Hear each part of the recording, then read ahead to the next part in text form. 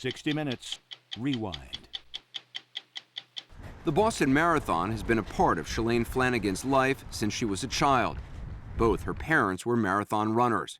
Her father ran 11 minutes off world record pace at the Boston Marathon in 1980. Her mother set a women's world marathon record in 1971. I thought everyone's parents ran. I thought everyone got up and went to the, Sunday long run. You thought everybody's parents did that? Yeah, I thought it was like Church of Sunday long run. Everyone, Church of Sunday long run. That's what my dad would call it. Most runners in next week's marathon will just be happy to finish or reach a personal best.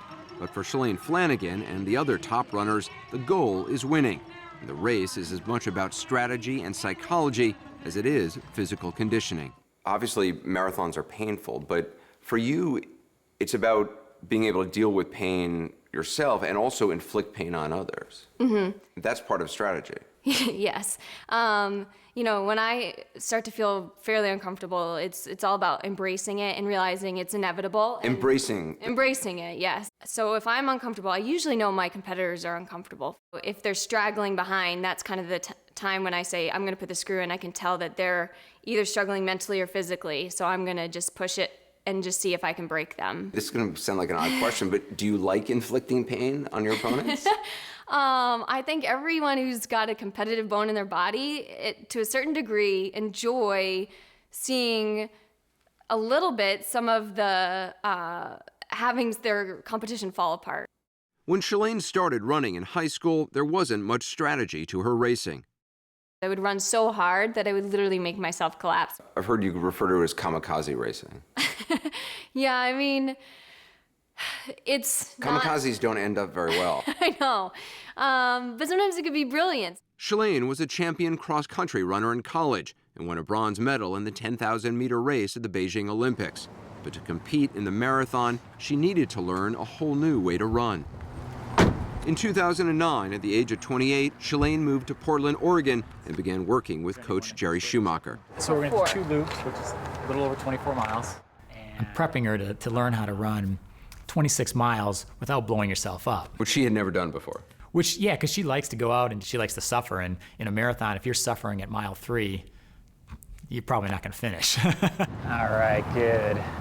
Running is Shalane's full-time job. She's sponsored by Nike, which allows her to focus solely on training for the Boston Marathon. She often runs twice a day, up to 120 miles a week. In addition to lifting weights, she has to rigorously monitor everything she eats.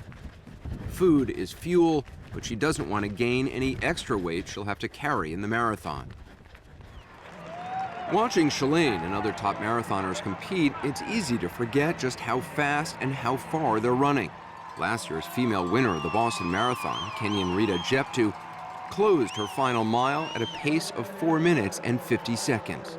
To finish a marathon running at 4 minutes and 50 seconds per mile, that's incredible. It's incredible. After 25 miles of running, you have to be ready, even if it takes just that last mile, to do whatever, you got to do whatever it takes to get into that finish line. Yeah. To get a sense of just how fast Shalane runs during a marathon, we decided to try to keep up with her on a racetrack at Nike headquarters where she trains. This is like a real race. This is a real race.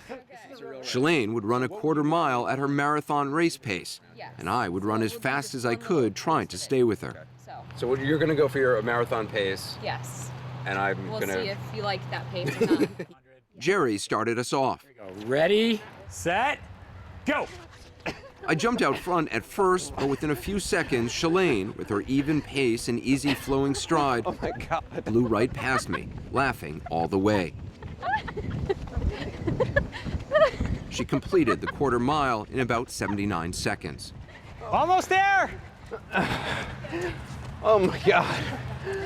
Keep in mind that to complete a marathon, you'd have to run that distance 104 more times. Did you feel me suffering out there? Oh, yeah. Do you hear those giggles? That was pure joy. You were giggling, yes.